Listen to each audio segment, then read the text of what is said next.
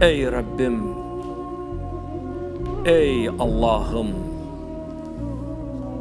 ey qüdrəti geniş olan Allah'ım, mərhəməti sonsuz olan Rabbim, İlahi, özün Quranda buyurmusan, hər kim məni çağırsa duaların qəbul edərəm. Bugün də qapına gəldik. Bugün də acizanə səndən istəyirik, ya Rabbim, günlərimizi xoş, ömrümüzü bərəkətli, ruzimizi bol, həyatımızı sağlam elə, ya Rabbim.